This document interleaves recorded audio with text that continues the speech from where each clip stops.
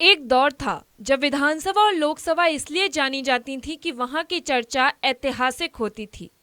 विपक्ष के धारदार सवाल और सरकार के तर्कपूर्ण जवाब समाचार पत्रों के माध्यम से लोग भीड़ लगाकर पढ़ा करते थे। फिर सदनों में अच्छी बहस बीते समय की बात हो गई, मगर मध्य प्रदेश की विधानसभा एक बार फिर ऐतिहासिक भाषण की गवाह बनी जब गुरुवार को संसद से विधानसभा में आए बीजेपी नेता प्रहलाद पटेल ने राज्यपाल के अभिभाषण के बाद विधायक कैलाश विजयवर्गीय के प्रस्ताव का समर्थन करते हुए क्या कहा, सुनिए ये भाषण। माननीय कैलाश जी ने जो प्रस्ताव रखा है उसके समर्थन के लिए मैं खड़ा हुआ हूं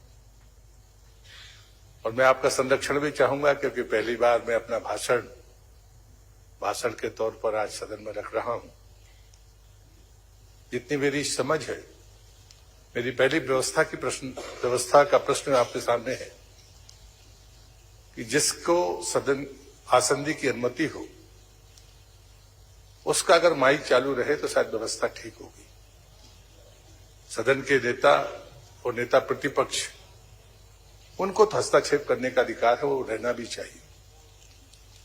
और मुझे लगता है कि मेरे जैसे व्यक्ति के लिए सामने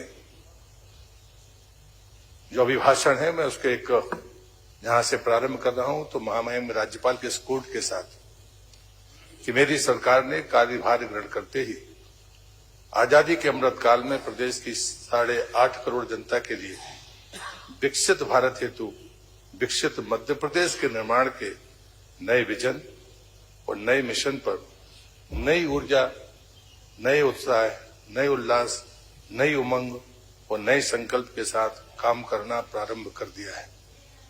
और इसलिए मैं इस सदन में खड़े होकर हमारे मुख्यमंत्री आदरणीय डॉक्टर मोहन यादव जी का हृदय से अभिनंदन भी करता हूं और उनको शुभकामनाएं भी देता हूं कि इस संकल्प को हम आने वाले 5 साल में जरूर पूरा करेंगे, जो महामहिम राज्यपाल के अभिभाषण में उन्हें अपनी अपेक्षा की है। सबका साथ, सबका विकास, सबका विश्वास और सबका प्रयास, माननीय प्रधानमंत्री जी के इस मूल मंत्र को लक्ष्य बनाकर मध्य प्रदेश को हर क्षेत्र में देश का अग्रणी राज्य बनाने का संकल्प 2023 मेरी सरकार ने आत्मसात कर लिया है। अध्यक्ष महोदय, मेरे लिए समर्थन में भाषण करने से ज्यादा आज का दिन इसलिए महत्वपूर्ण है कि हम जिन सदनों में होकर आते हैं, और जो बात कैलाश जी ने कही थी कि आप 4 सदनों के प्रतिनिधित्व करने वाले पहले विधानसभा के अध्यक्ष हैं, मेरे लिए सब समर्थन करना जरूरी नहीं है। मेरे जीवन के लिए महत्वपूर्ण बात है कि जब हम महामहिम राज्यपाल का पहला अभिभाषण सदन सुनता है, उसी समय यह तय हो जाता है कि आने वाले 5 साल में किस दिशा में जाने वाली है। सरकार अपना मंतव्य बताती है, लेकिन सदन को भी यह तय करना होगा कि हम किस नियत और नीति के साथ इन 5 सालों में अपनी यात्रा को पूरा करेंगे। ये बात मेरे लिए जरूरी है, हम सबके लिए जरूरी है। जो पहली बार इस सदन के भीतर आए हैं वो आज से ही अपनी धारणा बनाएंगे कि ये सदन कैसे चलेगा। पक्ष और विपक्ष के बीच में जो बहस होगी वो व्यक्तिगत होगी या संस्थागत ऊंचाइयां देने के लिए होगी। आने वाले 5 वर्षों में मध्य प्रदेश किस ऊंचाई पर पहुंचेगा। यदि देश के प्रधानमंत्री इस बात का संकल्प लेते हैं कि हम 2047 का विजन रखते हैं और आने वाले 5-7 सालों के भीतर भारत की अर्थव्यवस्था आने वाले 3 स्थानों पर होगी। जब उन्होंने ये बात कही थी तब लोगों ने मजाक उड़ाया था, लेकिन पता नहीं चला अभी पूरे 10 साल नहीं हुए और हम 4थी अर्थव्यवस्था के पायदान को पार कर रहे हैं। अभी 7 साल हमारे पास बाकी है। मुझे लगता है इस पर तो हर भारतीय को गर्व होगा। हम किसी हमारे मतभेद हो सकते हैं, लेकिन यदि मध्य प्रदेश देश के अव्वल राज्यों में नहीं होगा तो शायद ये लक्ष्य हम प्राप्त नहीं कर सकते। और मैं पूरी जिम्मेदारी के साथ में कह रहा हूं, मेरे भाषण करने का तरीका किसी को खुश करने का नहीं होता। मैं मध्य प्रदेश सुंदर राज्य से कोई असहमत नहीं होगा। मध्य प्रदेश के पास में संसाधन है, इससे कोई असहमत नहीं होगा। मध्य प्रदेश के सामने संभावना है, इससे कोई असहमत नहीं होगा। मध्य प्रदेश के पास ये चीजें और भी जगह हो सकती है, लेकिन जो हमारी भौगोलिक परिस्थिति है उस परिस्थिति में सप्लाई चेन का सबसे बड़ा केंद्र अगर कोई हो सकता है तो वो मध्य प्रदेश हो सकता है, इसे कोई इनकार नहीं कर सकता है। और इससे बड़ी बात जो होती है, जो महामहिम ने अपने एक बिंदु में कही भी है कि मध्य प्रदेश शांति का टापू था, शांति का टापू है और शांति का टापू रहेगा। लेकिन जो हमारी सबसे बड़ी पहचान है कि आप अन्य राज्यों में जाइए, क्षमा करिए चाहे सरकार किसी की भी हो, क्या वहां नस्ली भेद नहीं है? क्या वहां भाषाई भेद नहीं है? लेकिन मध्य प्रदेश ऐसी धरती है जहां पर हर जाति धर्म का व्यक्ति अपनी आजादी के साथ रहता है, नौकरी करता है और उसके बाद उस पर कभी उंगलियां नहीं उठती। हम नौकरियों के सवाल को जब पैदा करते हैं और पिछड़े और अग्रणी की बात करते हैं तो क्या बाकी राज्यों को मिसाल के तौर पर आप नहीं देखते, तुलना नहीं करते? और इसलिए मुझे लगता है कि मध्य प्रदेश को मध्य प्रदेश की छवि के अनुरूप, उसकी संभावनाओं के अनुरूप आगे बढ़ने की इजाजत मिलनी चाहिए। अगर हमें संकल्प दोहराना, आलोचना हो सकती है। जब आप इस बात पर आलोचना करते हैं कि प्रधानमंत्री का नाम क्यों लिया जा रहा है, 14 बार मुख्यमंत्री का नाम लिया है, 28 बार उनका नाम ले लिया, मैं आपसे विनम्रता के साथ कहता हूं, मैं देश केंद्रीय मंत्री रहा हूं। जब मिलिट्स की बात आती है, ये आंकड़ा मैं सिर्फ नए सदस्यों की जानकारी के लिए दे रहा हूं, वरिष्ठों से तो मैं सीखने के लिए आया हूं। लेकिन जो पहली बार चुनकर आए उनको पता होना चाहिए कि वो अन्न सिरियन जो दुनिया का सबसे बेहतरीन भोजन था, उसको गरीबों का खाना बनाने वाले कौन थे? रावत साहब, आप जहां से आते हैं, आप श्रीअन्न के उस स्थान पर बैठे थे जहां सर्वाधिक उत्पादन होता था। इसे गरीब का खाना बताकर हमको दिशाहीन बनाने वाले लोग कौन थे? क्या इस पर चर्चा नहीं होनी चाहिए? आज पूरी दुनिया भारतीय खान पान, भारतीय जीवन पद्धति, भारतीय वेशभूषा, इन सबके तरफ भी अग्रसर हो रही है और आज पूरी दुनिया आपसे मिलिट्स मांग रही है। आज भी दुनिया में 40% सिरियन पैदा करने वाला अगर कोई देश है तो वो भारत है, और उसमें जो आपका स्थान है मध्य प्रदेश का, वो दूसरे और तीसरे नंबर पर। पूरी दुनिया आपसे मांग रही है और इसलिए मुझे लगता है कि इन चीजों को हमें एक बार पलट कर देखना होगा। गलतियां हमने कर ली, इसलिए उसको चलने देंगे? मुझे लगता है अध्यक्ष जी, इस बारे पर सदन में विचार होना चाहिए। मेरे एक स्वर्गीय मित्र थे, हम साथ पढ़ते थे, उन्होंने एक पत्र लिखा जिसमें मैंने सदन में, लोकसभा में भी उनकी बातों का उल्लेख किया। उसमें एक बात लिखी थी, पुराने खत पढ़ने का मजा ये है कि जवाब नहीं देने पड़ते, लेकिन जब मैं भाषण सुनता हूं तो हम उन्हीं बातों का उल्लेख करते हैं और जवाब मांगते रहते हैं। हम नई दिशा में आगे बढ़ने की बात करें, आगे चले, तो कहीं जाकर लगेगा कि नहीं, हम ठीक तरीके से आगे बढ़ने की तरफ आगे बढ़ रहे हैं। मैं कहानी किसी की आलोचना के लिए नहीं, लेकिन जो हम बारीकियां जो हम कई बार छोड़ देते हैं उसके लिए है। अध्यक्ष जी, ये महाभारत की सत्य कथा है कि जब सारा संवाद हो गया, अर्जुन युद्ध के लिए तैयार नहीं थे, कृष्ण ने उनको तैयार कर लिया। लेकिन जैसे ही अर्जुन तैयार हुए और सेनाएं आमने सामने खड़ी थी, तो कृष्ण ने अर्जुन से कहा कि अर्जुन, ये जो वृक्ष दिख रहा है वहां जाना, वहां पर एक घोंसले में 4 अंडे रखे हैं एक पक्षी के, उसको निकालना और इतनी दूर रखकर आना जहां पर युद्ध कितना ही भीषण हो, उसका ताप इन अंडों पर पड़ना नहीं चाहिए। अर्जुन उद्वेलित हो गए, क्रोधित हुए कि जब मैं आपसे कह रहा था कि युद्ध में लाखों लोग मरेंगे, परिजन समाप्त होंगे, तब तो आपने मुझे युद्ध के लिए तत्पर किया, लेकिन आज आपको पक्षी के अंडे दिख रहे हैं और आप हमसे कह रहे हैं कि आप उसको दूर रखकर आइए। तब कृष्ण ने जो बात कही थी वो हम सबके लिए मुझे लगता है कि ज्यादा महत्वपूर्ण है।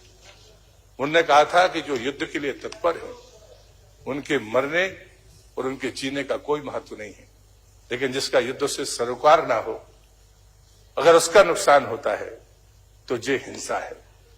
हिंसा और अहिंसा के बीच का ये फर्क सिर्फ इसी बात से तय होता है। अध्यक्ष महोदय, हम विरोधी हैं, हम विरोध के पक्ष में बैठे हैं, आलोचना करने का अधिकार, लेकिन व्यवधान करना और किसी भी हद तक चुटकी लेना, ये दोनों में अंतर है। चुटकी स्वीकार है और चुटकी इतनी भारी पड़ती है कि शायद गालियों से भी ज्यादा असर करती है। वो दोनों को करती है, करने वाले को भी करती है, सुनने वाले को भी करती है, और पूरे सदन पर उसका असर होता है। और फिर आज हम इस बात का जरूर, मेरी अपेक्षा तो यही है कि हम संवाद को बेहतर बनाएं। आलोचना सुनने की हमें भी हिम्मत होनी चाहिए और आलोचना करने की आपकी जितनी धार होगी वो सरकार को और इस राज्य के विकास को दोनों को मदद करेगी, ये बात आप मान कर चलना। और इसके कई फर्क करना है तो हम ये कर सकते हैं कि अहंकार और स्वाभिमान के बीच के फर्क को हमें तय करना होगा, प्रेम और वासना के बीच के अंतर को तय करना होगा, ममता और मोह के बीच के अंतर को तय करना होगा, न्याय और अन्याय के बीच की रेखा बहुत बारीक है, विरोध और समर्थन के बीच के अंतर को फर्क करना होगा। और ये बारीक रेखा मनुष्य के विवेक पर निर्भर करती है। और मैं बड़ी गर्व के साथ कहता हूं, ये हमारे स्वयं के संस्कारों पर निर्भर करता है कि हम किस परिवेश में पले बढ़े हैं, उसके बाद ये तय होता है कि हमारी भाषा क्या होगी। अध्यक्ष महोदय, और इसलिए मैं बड़ी विनम्रता से साथ कहता हूं, जब हमारे प्रधानमंत्री इस बात को कहते हैं, जब मैं भाषण करता हूं, चाहे सदन में करूं या जनता के बीच में करूं, मैं हमेशा कहता हूं कि हमें भविष्य के पीढ़ी के बारे में जरूर विचार करना चाहिए, क्योंकि हमको बाकी जिंदगी वहीं गुजारनी है। पत्र का दूसरा हिस्सा ये भी था, और मेरे मित्र ने मुझसे कहा था कि हमेशा हमें भविष्य के बारे में विचार करना चाहिए, क्योंकि हमें सारी जिंदगी भविष्य में गुजारनी है। अगर मेरी उम्र ज्यादा है तो मेरे बच्चे, आने वाली पीढ़ी के भविष्य के बारे में मुझे सोचना होगा कि उसकी जिंदगी कैसे बेहतर बनेगी। जो अगर ये ध्येय हमारे भीतर है, लेकिन अगर मुझे ही बने रहने का लालच है, तो फिर ना तो मैं किसी आगे वाले पीढ़ी की चिंता करूंगा, शायद खुद के भविष्य की चिंता करूंगा। ये फर्क जरूर है। और इसलिए जब मैं गर्व के साथ कहता हूं कि यदि गरीब कल्याण हमारा पहला पायदान है, तो गरीब कल्याण के लिए जो कुछ भी सरकारें करती है उसका अभिनंदन होना चाहिए।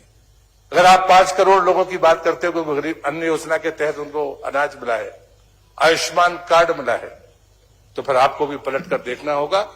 आप भी सरकारों में रहे हैं, मैं तो तुलना की गारंटी देता हूं। आप हमारी आलोचना भर मत करिए, आप अपनी सरकारों की भी तुलना करिए कि आप भी सरकार में थे तो आपने क्या किया, और उसके बाद जनता फैसला करेगी। अगर मैं दूसरा पायदान है महिला सशक्तिकरण का। आपको लगता है कि हम अपनी सरकार की तारीफ कर रहे हैं या प्रधानमंत्री की तारीफ कर रहे हैं? नहीं, ऐसा नहीं है।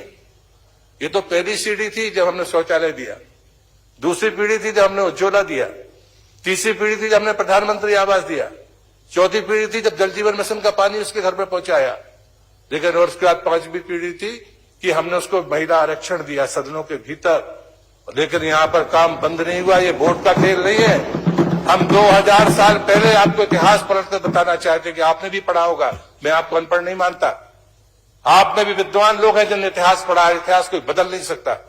इतिहास 2000 साल पहले का कहता है, आदिगुरु शंकराचार्य के पहले, कि मात्र सत्ता से संचालित होने वाला देश है। ये मुगलों की गुलामी ने हमको इस परिवेश में लाकर खड़ा किया। ये हमारी बेटियां, हमारी बहुआं पर्दे के पीछे गई, चहरदीवारी के पीछे गई। आप इस कलंक को ढोना चाहते तो मुझे कोई आपत्ति नहीं है, लेकिन हम तब तक नहीं रुकेंगे जब तक वो मात्र सत्ता की सर्वोच्चता प्रतिस्थापित नहीं हो जाएगी। ये सांस्कृतिक विरासत है। और इसलिए मुझे लगता है कि कई बार हमें लगता है, और आप हमारी आलोचना करेंगे कि आप तो रूढ़िवादी हैं, मुद्दों से हटा देते हैं। नहीं साहब, हम विकास चाहते हैं, लेकिन विरासत के साथ चाहते हैं। आज मध्य प्रदेश में माननीय अध्यक्ष महोदय, आदरणीय विद्वान सदस्य बोल रहे हैं। मैंने पहले भी कहा, विकास एक अनवरत चलने वाली प्रक्रिया है। हरित क्रांति का नारा भी कांग्रेस ने दिया था, हमारे प्रधानमंत्री ने दिया था, श्वेत क्रांति का भी दिया। मातृशक्ति की जहां बात कर रहे हैं, पूर्व में यत्र नारंस्तु पूजते रमनते तत्र देवता वाली बात हमेशा कही गई है। मैं तो ये चाहता हूं, मातृशक्ति को मजबूत करना है तो ये सदन प्रस्ताव करे कि विधानसभा लोकसभाओं में आरक्षण तत्काल लागू किया जाए। ये प्रस्ताव करके केंद्र सरकार को दीजिए। अध्यक्ष महोदय, और पंचायतों का आरक्षण, नगर पालिका नगर पंचायतों का आरक्षण ये कांग्रेस के समय में किया था। पंचायत अधिनियम पूरा मैंने ही बनाया था, उस समय आरक्षण हमने ही दिया था। हाँ, 33% को बढ़ाकर 50% आपने किया है, इस बात से मैं सहमत हूं। मुझे लगता है कि हम मांग के लिए यहां पर चर्चा में नहीं खड़े। जब मांग की बात आएगी, पैसे मांगे चाहे अधिकार मांगे, अपन बात करेंगे। आज पहला दिन है और हम राज्यपाल के अभिभाषण पर बात कर रहे हैं। और जो बात मैं कह रहा था कि जब मैं ये कहता हूं हमारा विकास विरासत के साथ, जो आपने गलती की आजादी के बाद, ये आपकी सबसे बड़ी भूल है। आप पलट कर देखना, आज आप महापुरुषों की बात करते हैं। मैं सदन का सदस्य 1989 में बनकर पहुंचा था। 1990 के पहले संसद के सेंट्रल हॉल में डॉक्टर अंबेडकर को स्थान नहीं था। ये आपकी भूल है। और इसलिए मुझे लगता है कि महापुरुषों के साथ में अगर डिस्क्रिमिनेशन हुआ, उनके साथ मगर भेदभाव हुआ है, इतिहास किसी की मर्जी से लिखा नहीं जा सकता। इतिहास किसी की मर्जी के आधार पर चल नहीं सकता। इतिहास आईना दिखाता है आने वाली पीढ़ी को। गलतियां कोई भी करे वो लिखी जाती है। और इसलिए मैं कहता हूं कि हमारा विकास सिर्फ विकास नहीं है, हमारा विकास विरासत के साथ विकास है। कांग्रेस की अगर जो सबसे बड़ी भूल है अध्यक्ष महोदय, विरासत का अपमान करना है। आपने, मैं मानता हूं कि मध्य प्रदेश जैसी धरती पर, जहां पर 1000 साल पुराने, 1200 साल पुराने, 1500 साल पुराने हमारे स्थान हैं, मैं पूछता हूं, आप इतने लंबे समय सरकार में रहे, आपने उनको क्या किया? नहीं, मुझे लगता है कि पर आप जवाब, आपके पास जवाब जो हमारे महापुरुष के बारे में कांग्रेस ने अपमान किया, खड़े हुए मैं इसको विलोपित कर दें। माननीय अध्यक्ष महोदय, ऐसे माननीय अध्यक्ष महोदय, इसको विलोपित करवा। प्रश्नकाल नहीं है, उनको प्रश्नकाल नहीं है, लेकिन उन्होंने आरोप लगाया है। मैंने आरोप नहीं लगाया। मैंने कानून मंत्री भी हमने बनाया, बाकी लोग आपने कहा है, उनको लोग भी बोलेंगे। माननीय अध्यक्ष महोदय, रावत जी, आप तो इतने वरिष्ठ सदस्य हो, बार बार बोल रहे हो। ओ भैया, ध्यान से भाई, इनको भी तो समझा दो। एक मिनट आप अभी समझा रहे हैं। दो चुनाव हराए आपने, कांग्रेस ने हराए दो चुनाव बाबा साहब को। जो राजू रावत जी, आपने हराया कांग्रेस ने दो चुनाव बाबा साहब को। प्लीज वरिष्ठ सदस्य और ये सब मेरा सभी सदस्यों से अनुरोध है कि ये प्रश्नकाल नहीं है। यदि किसी तरफ से कोई बात आ भी रही है तो हमारी तरफ से बहुत सारे दूसरे सदस्य बोलने वाले हैं, तो वो लोग उसका जवाब दे सकते हैं। हम वाद विवाद करेंगे, प्रश्न जैसे करेंगे तो टाइम भी लगेगा और बात भी नहीं होगी। मेरा आपसे निवेदन है कि जब आप कल व्यवस्था दे चुके तो माननीय विद्वान सदस्य को भी आप कह सकते हैं। नहीं, कल उस पर व्यवस्था आ गई है। चलो कंटिन्यू करें। बहुत बहुत धन्यवाद अध्यक्ष महोदय। मैं प्रतिपक्ष का से आग्रह करता हूं कि जब भी कोई वरिष्ठ सदस्य खड़ा होगा हमें सुनना चाहिए, तो मैं सम्मान से बैठा। मैं ये बात इसलिए कह रहा हूं कि जब कभी हमारे महामहिम राज्यपाल के अभिभाषण में 48 बिंदु अध्यक्ष महोदय, तो उतना तो मैं नहीं बोल सकता, कुछ बिंदु चयनित बिंदु ही बोलने होंगे। लेकिन जब टिप्पणियां ये की जाती है तो मैं कहता हूं कि जातिवाद की बातें तो सदन के भीतर बहुत हुई है, लेकिन जो प्रधानमंत्री ने नई जातियों की बात की है कि हमारा गरीब हमारी एक जाति हो सकती है, महिला, युवा और चौथा किसान। भारतीय अर्थव्यवस्था की रीढ़ आज भी किसान है। लेकिन किसानों के लिए जो चीजें हुई हैं, क्या उस पर हम सदन में चर्चा करेंगे और उसमें हम कमी बेसी ढूंढे और जरूरत पड़े तो कोई ऐसे सुझाव दें ताकि उनको और सुधार करके हम आगे बढ़ सके। और इसलिए मैं वही कह रहा हूं जो मैंने अनुभव किया है, जो मैंने देखा है। मैं जिन मंत्रालयों को सदस्य, अब आपने कहा कि स्कूलों में इतने में पानी नहीं है, ये आंकड़ा पुराना है। यहां हर दिन मीटर चलता है, सरकार कांग्रेस की राज्यों में हो या भारतीय जनता पार्टी का हो। भारत सरकार अपने आंकड़े नहीं देती, राज्य सरकारों से आंकड़े लेती है। और मुझे गर्व है कि जल जीवन मिशन 15 अगस्त 2019 को शुरू हुआ था अध्यक्ष महोदय, तब कुल 13 करोड़ 27 लाख परिवारों के पास पाइपलाइन से पानी था। तब स्कूलों में, अस्पतालों में, ग्राम पंचायत भवनों में कहीं पर भी 30% से ज्यादा पानी का कनेक्शन नहीं था। लेकिन आज राज्य में जहां कांग्रेस की भी सरकार होगी वहां भी पलट कर देखिए कि 80% से कम का आंकड़ा नहीं है जहां पर पानी पहुंचा था। उस समय कुल 13% के पास पानी था। और आज जब मैं सदन में भाषण कर रहा हूं उस समय 73% परिवारों के पास देश में पानी है। मैंने ये नहीं कहा कि इस राज्य में या उस राज्य में। और ये मीटर अगला जब मैं भाषण दूंगा तब तक ये आंकड़ा बदल चुका होगा। जब कल आप वेबसाइट देखेंगे तो आंकड़ा बदल जाएगा। इस प्रशासनिक काम करने के तरीके को, इसका अभिनंदन होना चाहिए। ये कार्य प्रणाली ऐसी है जो सिर्फ आश्वासन नहीं देती। आपने विकसित भारत संकल्प यात्रा की बात की है, हमें पहले जानने की कोशिश तो करनी चाहिए। पहले जनता नेता के दरवाजे पर जाती थी, जनप्रतिनिधियों के पास जाती थी। आज सरकार कह रही है एक बार जाइए, सरकारी अमला भी जाएगा, जनप्रतिनिधि भी जाएंगे। जरा देखिए कोई गरीब रह तो नहीं गया जिसके सिर के ऊपर पक्की छत नहीं है। ये ढूंढने के लिए है, ये वोट के लिए नहीं है। क्या इस समीक्षा के लिए आप तैयार नहीं है? यही तो आप अपना अधिकार मानते हैं। विपक्ष का अधिकार ये है कि आप कमियां ढूंढकर सरकार के सामने रखते हैं। अरे सरकार ही कमियां ढूंढने के लिए निकली है। ये विकसित भारत संकल्प यात्रा का संकल्प है। और इसलिए मुझे लगता है कि आप तो जनप्रतिनिधि हैं और इसलिए अगर विधायक कांग्रेस का और नहीं जाएगा, ये आपकी गलती होगी लोकतंत्र में। हम सबकी जिम्मेदारी है गरीब आदमी को अधिकार देना, हम सबकी जिम्मेदारी है कमजोरियों को ढूंढना। इस सच्चाई को आप इंकार नहीं कर सकते कि सरकारें आपकी भी रही है, लेकिन लोगों के साथ अन्याय हुआ है, उनके अधिकार छीने गए। हमारा प्रशासनिक अमला होने के बावजूद भी, हमारा कानून होने के बावजूद भी उसे हक नहीं मिला। क्या ये सच्चाई नहीं है? ऐसे हजारों उदाहरण आपके पास भी होंगे, ऐसे हजारों उदाहरण मेरे पास भी है। और क्योंकि हमने जब राजनीति शुरू की थी तो विरोध की राजनीति थी, लेकिन आज जो विकास का पैमाना हमारे सामने है, इस गति को बरकरार रखना या इस गति को आगे बढ़ाना या इसे रोकना, ये तीन विकल्प हैं हम सबके सामने।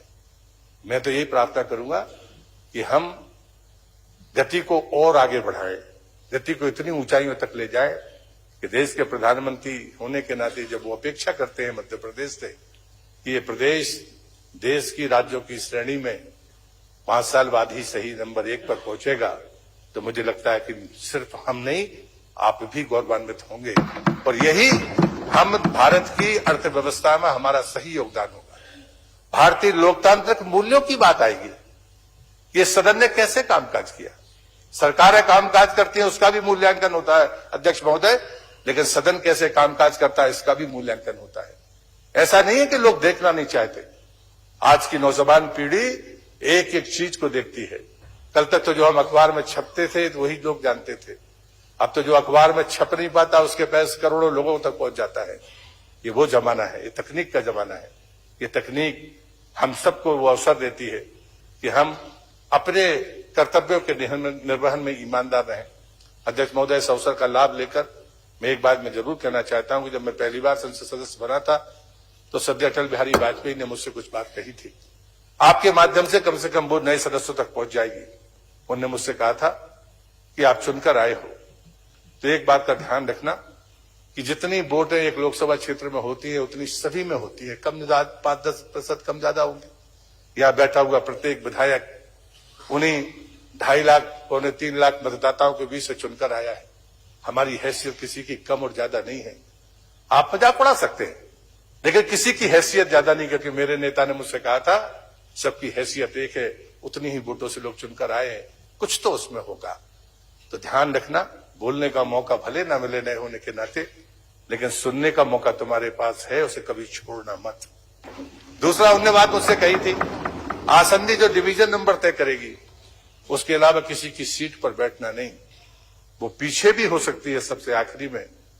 तुम्हारे भीतर वो सामर्थ्य होनी चाहिए कि आसंदी और सदन जब तुम बोलो तो तुम्हें सुने, और जब तुम्हारा नाम पुकारा जाए तो आसंदी की नजर सीधी उसी कुर्सी पर जाए। ये अधिकार, ये विश्वास और ये संकल्प हमारे भीतर होना चाहिए। तीसरी बात उन्होंने मुझसे कही थी, ये जो बैल है इसमें कभी मत जाना। मुझे गर्व है, मैं अपने जीवन में 9 चुनाव लड़ चुका हूं, 6वीं बार जीता हूं। मैं अपने नेता की बात पर कायम हूं, मैंने अपवाद स्वरूप भी कभी इसमें पैर नहीं रखा। व्यवधान करना गलत है लोकतंत्र में, चुटकी लेना, टिप्पणी करना सही है। हम सुधारने के लिए भी कर सकते हैं, विरोध करें, लेकिन उसमें इतना विनोद हो कि सदन भी प्रसन्न हो, जनता भी उस बात को देखे। मैं अपने प्रथम बार आने वाले सदस्यों से मैं प्रार्थना करता हूं, ये छोटी चीजें हैं लेकिन आदमी को बड़ा बना देती है, और इसलिए सदन कोई छोटा और बड़ा नहीं होता। मैं सभी प्रतिपक्ष के लोगों से भी कहूंगा कि हम कई बार हमें लगता है कि हमें विरोध के लिए विरोध करना है, ये प्रवृत्ति की बात है। और इसलिए मैं रूस के एक लेखक लियो टॉल्स्टॉय, बहुत बड़े लेखक थे, मैं उनकी इस कहानी के साथ मैं अपनी बात को समाप्त कर दूंगा। अध्यक्ष महोदय, उनकी मां राजघराने से थी। लियो टॉल्स्टॉय लेखक थे, और उनकी मां को नाटक देखने का बहुत शौक था। तो जहां पर भी नाटक हो तो वो नाटक देखने के लिए जाती थी, और जब जाती थी तो वहां रोती भी थी। कोई भावनात्मक कोई उदाहरण हो या फिर वो रोते रोते घर भी वापस आती थी। लियो बार बार इस घटना को देखते थे। एक दिन एक कड़कड़ाती ठंड में रूस में एक नाटक हुआ, तो उनका जो ले जाने वाला सारथी था, क्योंकि उस समय मोटर गाड़ियां नहीं थी, तो उसमें हाँकने वाला जो सवार रहता है ताना, वो हाँक रहा था और वो रोती जा रही थी, वो लौट के घर जा रही थी। लेकिन वो बाहर बैठा था तो ठंड में मर गया। वो रो रही थी नाटक देखकर। दूसरा ताना चलाने वाला आया, उनको लेकर घर आ गया। लियो के सामने वो घटना सामने आई। लियो ने कहा, नाटक देखकर मां तुम्हारे आंखों से आंसू निकल आते हैं, लेकिन तुम्हारा तांगा सवार मर गया, उस पर तुम्हारे आंसू नहीं आए। ये घटनाओं को कहना और घटनाओं को अनुभूत करना। हम किसी घटना से प्रभावित हों, किसी पात्र से प्रभावित होते हैं, लेकिन वास्तविक घटना से प्रभावित ना हो, ये दुराव समाज के बीच में चलेगा नहीं।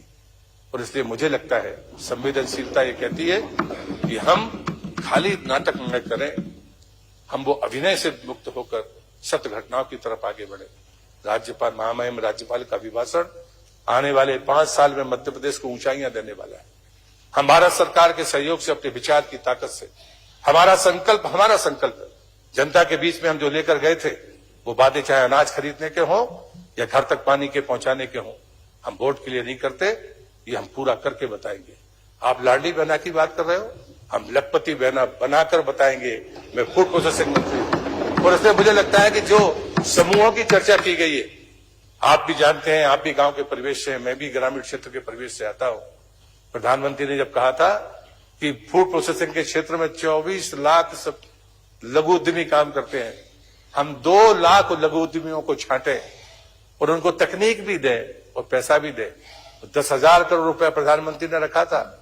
कोई रोड मैप नहीं था अध्यक्ष महोदय, लेकिन आज मुझे गर्व है कि आज चाहे वो व्यक्ति हो, चाहे वो सोसाइटी चलाता हो, चाहे समूह चलाता हो, और चाहे एफपीओ चलाता हो, उसके पास में विकल्प है। उसे तकनीक का साधन भी मिल सकता है, पैसा भी मिल सकता है।